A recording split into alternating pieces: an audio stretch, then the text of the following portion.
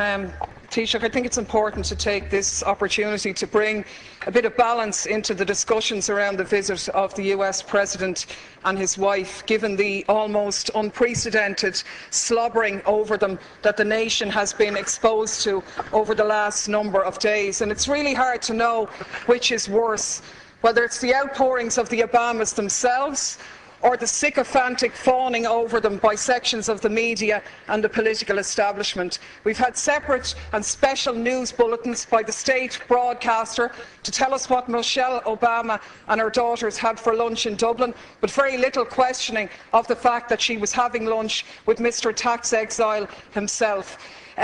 We had very little challenging of the fact that she's glad to be home, a country that she's been in less than a week and that her husband has very tenuous links in.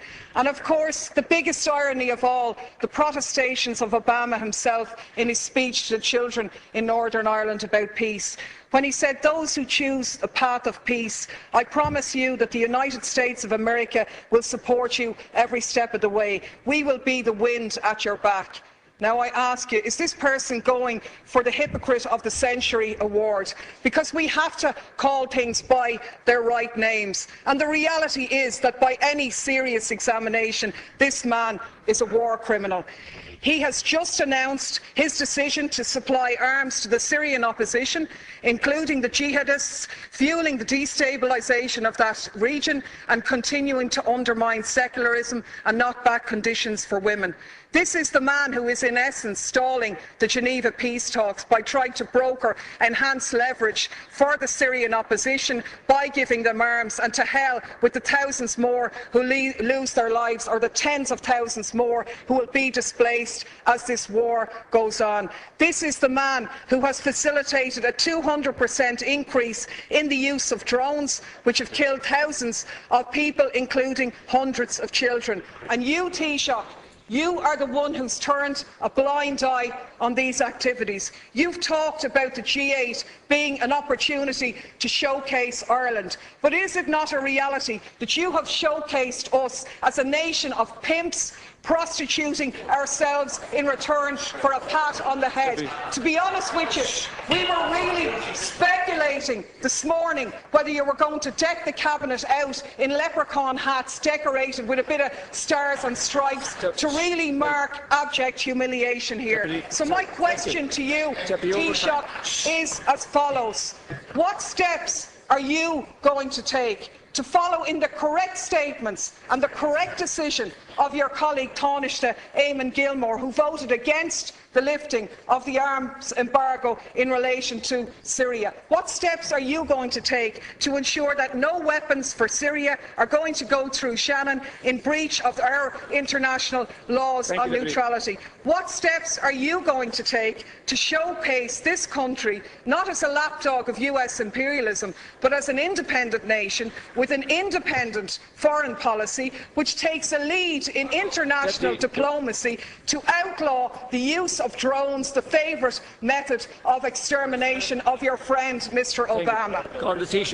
Thanks, Ceann Comhairle. Of course, I said nothing about the Northern Ireland peace process, a process which everybody supports, but is not one that gives you a licence to do whatever you like anywhere else around the globe. There isn't much peace in Iraq, where 26 people lost their lives yesterday. There isn't much peace in Afghanistan. There isn't much peace in Pakistan, and there certainly isn't much peace in Syria.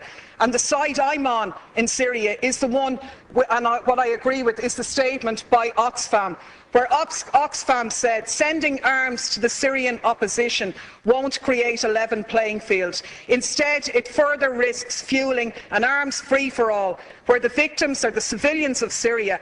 Our experience tells us that the crisis will only drag on for longer if arms are poured in. And that's in essence what the Americans have done here. I can only take from your non-answer to the question that you were asked is that you're going to take no steps to ensure that those arms will not be sent through Shannon in breach of our neutrality. You said here last week no arms ever came through Shannon. How do you know that, seeing as no investigations take place? The reality is, in 2012, 548 US planes landed in Shannon. How do you know what was on them if you haven't examined them? Your Minister for Transport revealed in a parliamentary question that 239 civilian planes landed in Shannon, where they sought permission because they were carrying munitions of war or dangerous goods on a civilian aircraft. What steps are you going to take to intervene in this situation? And the last point I'll make is that people in this country are very fond of our American brothers and sisters, and I think we stand far more shoulder to shoulder with them by making valid criticisms of their president, who has broken his election promises, rather than just pimping this nation as a tax haven for their corporations. I'm sure the Americans would far prefer if their multinationals paid their taxes at home rather than offshore here, so they could develop their health care, so they wouldn't be wasting money on arms being sent to slaughter people in other countries.